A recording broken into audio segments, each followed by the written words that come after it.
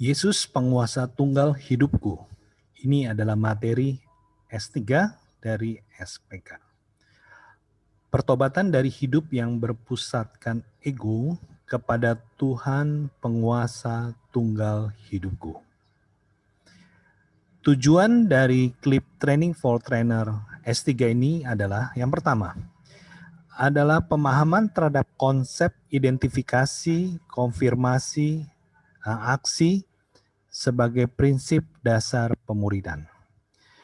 Bapak Ibu Saudara tentu sudah menyaksikan 3 buah klip tentang identifikasi, konfirmasi, dan aksi atau disingkat sebagai IKA yang disampaikan oleh Bapak Elcid Basri. Ketiga klip ini adalah prinsip dasar bagi pemuridan, khususnya jika kita ingin menggunakan materi SPK untuk membina atau memuridkan jiwa yang Tuhan percayakan. Itu adalah tujuan yang pertama dari klip ini. Tujuan yang kedua adalah pemahaman esensi materi S3 dan cara penyampaiannya dengan konsep IKA, dengan konsep identifikasi, konfirmasi, dan aksi. Kita akan coba renungkan 3 hal ini setelah Bapak Ibu Saudara menyaksikan ketiga klip dari IKA tersebut.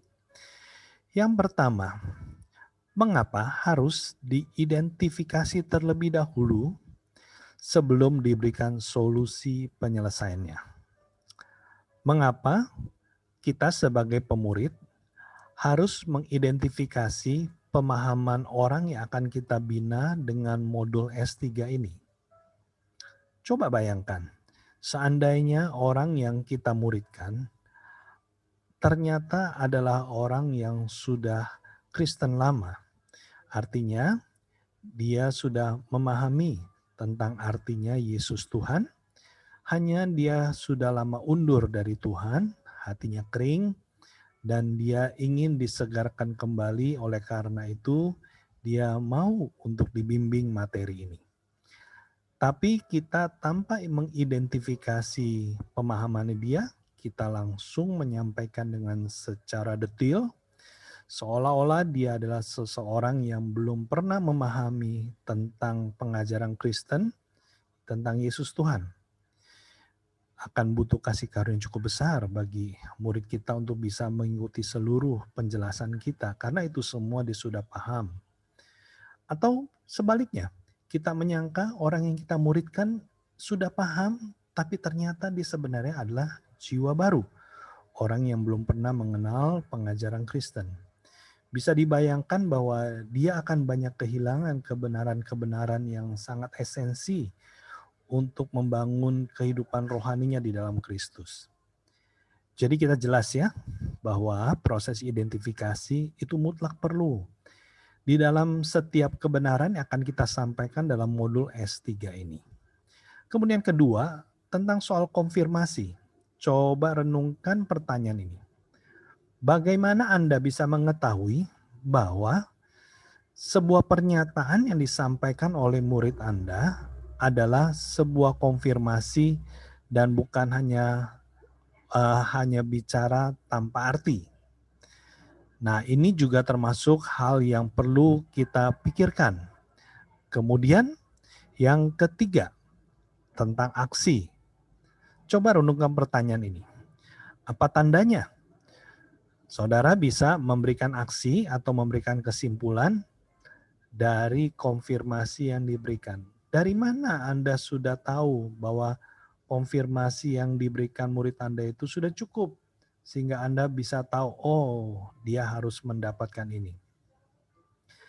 2 pertanyaan terakhir akan menjadi kendala pada saat kita melakukan pemuridan dengan metode IKA jika kita melupakan satu hal ini, yaitu bergantung pada pimpinan Roh Kudus. Kita tentu ingat Roh Kudus ada pribadi Allah yang diberikan kepada kita untuk menjadi penolong. Penolong dalam segala hal, terutama penolong pada saat kita hendak menolong orang lain untuk menerima Yesus sebagai Tuhan dan Juru Selamat dan supaya dia boleh bertumbuh dalam iman kekristenannya. Tapi pertanyaannya, bagaimana prakteknya? kita bergantung pada pimpinan Roh Kudus pada saat kita sedang mau melakukan pemuridan? Ada ayat firman Tuhan yang baik, yaitu di Yakobus 1 ayat 5 sampai 8. Berbunyi demikian, tetapi apabila di antara kamu ada yang kekurangan hikmat, hendaklah ia memintakannya kepada Allah, yang memberikan kepada semua orang dengan murah hati dan dengan tidak membangkit-bangkit. Maka hal itu akan diberikan kepadanya. Hendaklah ia memintanya dalam iman dan sama sekali jangan bimbang. Sebab orang yang bimbang sama dengan gelombang laut yang diombang-ambingkan kian kemari oleh angin. Orang yang demikian janganlah mengira bahwa ia akan menerima sesuatu dari Tuhan. Sebab orang yang mendua hati tidak akan tenang hidupnya. Nah, Bapak Ibu Saudara sekalian, di dalam ayat ini ada sebuah kebenaran yang bisa menjadi pegangan bagi kita sebagai pemurid. Jika kita merasa kekurangan hikmat, kita bingung saat akan memulai memuridkan dengan materi S3 ini. Karena firman Tuhan katakan demikian, kalau kita kurang hikmat, kita langsung minta saja kepada Allah. Maka Allah akan memberikan hikmat melalui Roh Kudus. Kita pasti akan diingatkan. Kita pasti akan dibuat peka sehingga kita bisa tahu apakah yang diucapkan oleh murid kita ini ada sebuah konfirmasi atau hanya sekedar bicara tanpa arti. Kita bisa tahu itu di hati kita. Dan kita pun juga akan tahu kapan kita bisa memberikan sebuah kesimpulan, memberikan aksi. Itu semua Roh Kudus akan tuntun kita. Pertanyaannya, bagaimana caranya? Dan apa yang menjadi kendala untuk kita bisa lakukan ini? Di dalam ayat ini jelas katakan bahwa kalau mau memintanya, minta hikmat harus dengan iman dan sama sekali jangan bimbang. Dengan kata lain, hal utama yang perlu kita ingat jika kita mau mengandalkan pimpinan Roh Kudus, kita harus percaya. Jadi bagaimana caranya? Kita bisa percaya saat kita meminta hikmat daripada Tuhan. Pertama, kita saat kita berdoa, berdoalah dari hati kita. Mintalah dengan kesungguhan hati, mintalah pimpinan Tuhan, mintalah hikmat daripada Tuhan. Bukankah ada firman Tuhan katakan, jika kita minta roti kepada Allah Bapa, Dia akan memberikan roti, Dia tidak akan berikan batu. Jika kita meminta ikan, masa akan Dia berikan ular? Dengan kata lain, kalau kita minta sesuatu yang baik, apalagi ini untuk menolong orang lain, mengenal dan bertumbuh di dalam imannya, masakan Allah tidak memberikan? Masakan Roh Kudus tidak mampu memberitahu kita? Jadi setelah kita berdoa, percayalah, setelah kita berdoa seperti itu, apa yang muncul di hati dan pikiran, itulah suara Tuhan. Itulah pimpinan Roh Kudus. Jangan pernah kita ragukan. Percaya, maka kita akan dipimpin oleh Roh-Nya, membimbing, membina orang yang dipercayakan dengan materi S3 ini. Nah, ini materi S3, judulnya Penguasa Tunggal Hidupku. Ada 3 hal di dalam materi S3 ini, yaitu pertama sasaran materi S3, yang kedua adalah pendahuluan, dan yang ketiga adalah isi dari materi S3. Apakah yang menjadi sasaran dari materi S3? Yang pertama, peserta atau murid itu menyadari bahwa hanya dengan menjadikan Yesus sebagai penguasa tunggal dalam hidupnya, ia dapat menjadi murid Kristus. Maksudnya meninggalkan ego dan ilah-ilah lainnya. Ini adalah sasaran pertama yang harus kita pastikan bahwa murid kita akan mengalaminya. Kemudian sasaran yang kedua adalah ini. Peserta atau murid itu bisa mengambil keputusan. Untuk apa? Untuk menyerahkan seluruh aspek hidupnya. Aspek kehidupan kepada Yesus sebagai penguasa tunggal hidupnya. Dengan cara meninggalkan ego dan ilah-ilah lain. Jadi ada 2 target yang kita mau sasar lewat materi S3. Apakah cukup hanya 1 kali pertemuan? Bisa ya, bisa tidak.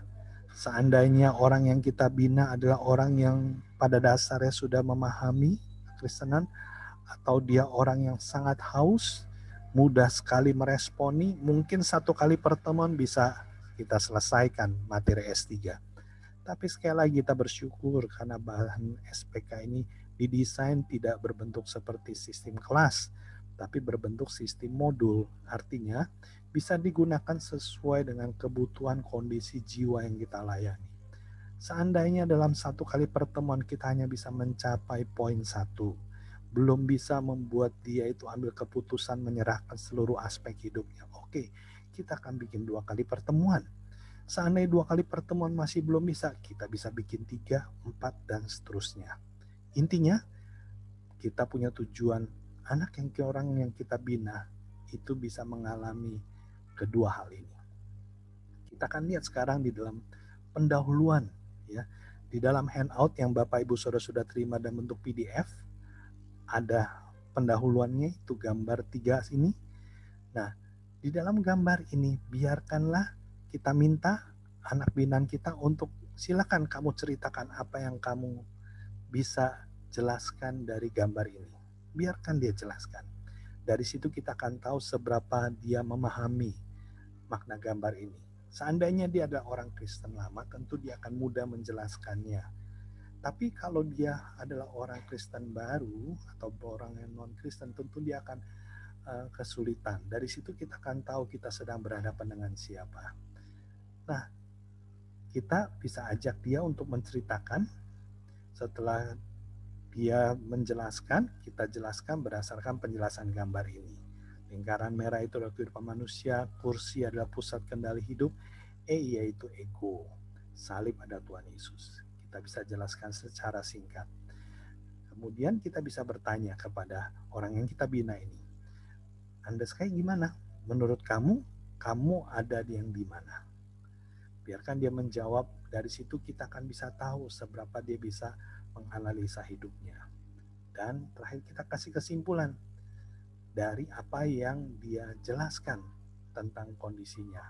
Kalau dia bilang, ya saya ini masih belum bertobat. Oke, berarti apakah kamu rindu lewat kita ketemu kali ini bisa berubah gambarnya? Nah, oh dia rindu ya. Nah berubah seperti yang mana? Berubah yang tengah atau yang paling ujung kanan? Ya, jadi dia bisa jelaskan. Kita buat diskusi supaya orang yang kita bina memahami makna gambar ini. Nah, kita akan masuk kepada isi materi S3. Ada 3 langkah yang kita mau ajarkan kepada orang yang kita bina untuk dia bisa menjadikan Yesus sebagai penguasa tunggal. Yang pertama, langkah pertama adalah bertobat dari hidup yang berpusatkan ego. Langkah kedua, menjadikan Yesus Kristus sebagai Tuhan penguasa tunggal hidup kita. Langkah ketiga, menyerahkan ilah-ilah atau berhala dan seluruh aspek hidup kita kepada Yesus penguasa tunggal hidup kita. Kita lihat satu-satu berdasarkan handout yang Bapak Ibu yang sudah terima itu. Yang pertama, ada 2 ayat yang tertulis di sana. Yang pertama adalah 2 Korintus 5 ayat 15. Yang kedua adalah Kisah Rasul 26 ayat 20b. Nah, dari dua hal ini kita bisa minta orang yang kita bina untuk menjelaskan kedua ayat ini. Dan juga ada gambarnya, ya. Dari sini kita bisa tanya, menurut kamu apakah percaya dan menerima Yesus itu cukup sampai di sini? Ya, Yesusnya sudah masuk karena pelajaran sebelumnya adalah tentang keselamatan. Mengundang Yesus masuk di dalam hati, apakah cukup? Ya, perhatikan ayat 2 Korintus 5 ayat 15 dan Kisah Rasul 26 ayat 20b. Apa yang harus dilakukan kepada seseorang? Dari situ biarkan dia bercerita. Setelah itu kita diskusikan, ya, apa yang Yesus Kristus telah lakukan pada kita dan bagaimana respon pertobatan yang benar dan sejati terhadap karya penebusan Yesus Kristus tersebut. Jadi kita ajak diskusi orang yang kita bina. Jadi menurut kamu apa yang Yesus Kristus sudah lakukan? Jadi menurut 2 ayat ini apa yang sebenarnya harus kita lakukan kalau kita bertobat benar, ya. Jadi kita diskusikan untuk kita bisa tahu seberapa jauh pemahaman dia. Nah, setelah itu kita akan lihat konfirmasinya dengan cara kita tanya dia. Setelah kita jelaskan panjang lebar, kita tanya. Jadi, kamu seberapa jauh sih kamu bisa menyadari arti dari pertobatan yang benar sejati menurut kamu jadi gimana? Biarkan dia menjelaskannya.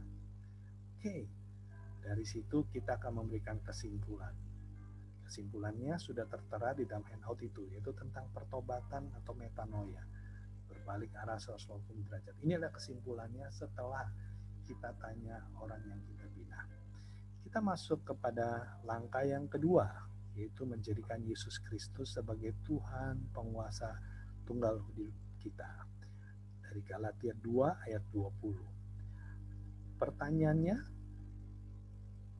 sebelum kita masuk ke pertanyaannya, kita identifikasi dulu ya. Kita tanya pengertian murid ya, dengan isi Galatia 2:20 ini. Menurut kamu, apa sih sebenarnya makna dari ayat Galatia 2:20? Biarkan dia menjelaskan ini ya. Jangan heran, ini mungkin kelihatan sangat mudah karena jawabannya ada di sini. Tapi kalau ada orang yang dikuasai oleh okultisme, kuasa kegelapan, atau dia memiliki kepahitan yang begitu berat, iblis bisa menipu dia sehingga dia sampai tidak bisa mengerti apa yang dia baca. Dari situ kita akan tahu seberapa beratnya orang yang kita layani. Seandainya orang yang kita layani ternyata adalah orang yang sedang diikat oleh kuasa kegelapan, artinya ada bagian kita untuk kita mulai berperang, mendoakan kuasa kegelapan kita ikat itu. Mungkin kita butuh pertemuan lebih dari sekali untuk kita mendoakan dulu. Oke, kemudian kita lanjutkan kepada diskusi ya. Setelah dia jelaskan isi pengertian Galatia 22:20 ya, kita bisa tanya kepada dia ya. Jadi apa yang terjadi pada saat seorang bertobat dan menyatakan iman percaya pada Yesus ya. Nah, di sini kita bisa lengkapi dengan kesaksian ya. Kesaksian kita ya. Karena setelah kita bersaksi tentang pengalaman kita menjadikan Yesus sebagai Tuhan dan Juru Selamat, nanti orang yang kita bina itu baru kita bisa tantang. Jadi, siapa sebenarnya yang seharusnya menjadi pemilik penguasa kehidupan kamu sebagai murid Kristus ya. Jangan lupa kesaksian kita akan punya dampak yang besar, menolong orang yang kita bina punya gambaran yang lebih jelas tentang bagaimana menjadikan Yesus sebagai Tuhan. Kemudian kita masuk kepada langkah yang terakhir, itu langkah ketiga. Ada ayat yang digunakan, itu di Ulangan 5 ayat 7. Di sini kita akan identifikasi dengan meminta orang yang kita bina, coba arti ilah dalam ayat ini apa aja. Dan juga apa aja yang dalam hidup kamu yang rasanya itu adalah ilah. Ini bagian konfirmasi ya. Biar dia cerita ya. Nah, setelah itu barulah kita masuk kepada aksi. Aksinya apa? Pertama kita simpulkan pengakuannya. Kita simpulkan dengan ada gambar dalam handout itu bahwa seluruh hidup kita harus berpusatkan Kristus.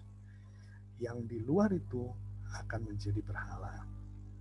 Jadi dari sini kita sebagai pemurid, kita baru bisa memimpin orang yang kita muridkan untuk menyerahkan seluruh aspek hidupnya ke dalam tangan Yesus. Bagaimana tandanya orang yang kita muridkan sudah siap kita ajak berdoa atau belum? Kita bisa lihat respon dia pada saat kita jelaskan bahwa semua berhala dalam hidupnya itu seharusnya diserahkan. Lihatlah bagaimana responnya. Dengar apa yang kata Roh Kudus di dalam hati kita.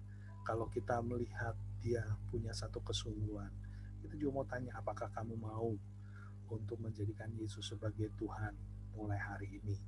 Menyerahkan semua berhala itu kepada dia.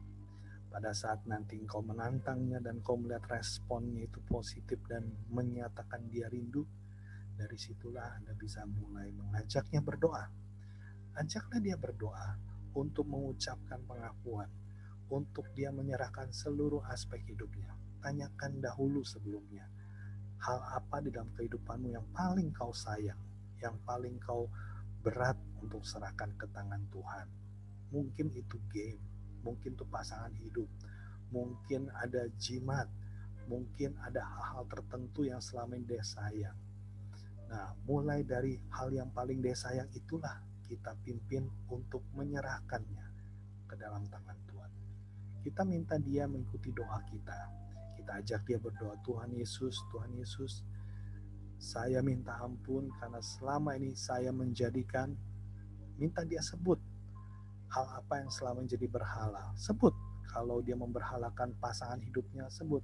Karena selama ini saya menjadikan pasangan hidup saya menjadi yang lebih utama daripada Engkau Tuhan. Ampuni aku Tuhan dan aku mau serahkan. Sebut apa yang mau diserahkan, hal yang selama ini paling disayang. Serahkan. Nah, setelah dia berdoa seperti itu, kita sebagai pemurid kita doakan, kita metraikan supaya pengakuannya itu benar-benar menjadi dasar iman untuk dia memulai hidup yang baru, yaitu hidup menjadikan Yesus sebagai penguasa tunggal hidupnya. Nah, jangan lupa Bapak Ibu Saudara sekalian, setelah selesai itu kita ajak dia untuk mulai menghafalkan Galatia 2 ayat 20. Ini ayat yang bisa menjadi dasar imannya untuk dia tetap menyadari bahwa hidupnya bukannya dia lagi, tapi Yesus Kristus yang hidup dalam dia. Jangan lupa kita ada renungan harian yang bisa dibagikan. Renungan hari ini juga sudah bisa didapatkan, ada linknya. Itu 7 hari tentang materi S3, sehingga orang yang kita bina bisa setiap hari mereka mendapatkan kebenaran-kebenaran tentang materi ini juga. Kalau masih ada pertanyaan dari Bapak Ibu Saudara setelah menyaksikan klip ini, masih ada hal yang ingin ditanyakan, kita sudah menyediakan klinik SPK secara Zoom Live yang bersama tim pengajaran Abalov KTC JGC untuk modul S3 ini. Bapak Ibu Saudara bisa segera daftarkan, ketik di dalam handphone Bapak Ibu Saudara sekalian bit.ly/klinik SPK. SPK-nya huruf besar semua. Di sana Bapak Ibu Saudara akan bisa mendaftarkan diri dan memilih modul S3 jika Bapak Ibu Saudara ingin menggunakan jasa klinik supaya bisa bertanya jawab, menolong kesulitan yang Bapak Ibu Saudara alami. Selamat melayani, selamat membina jiwa, membawa mereka menjadi murid Kristus. Tuhan Yesus berkati.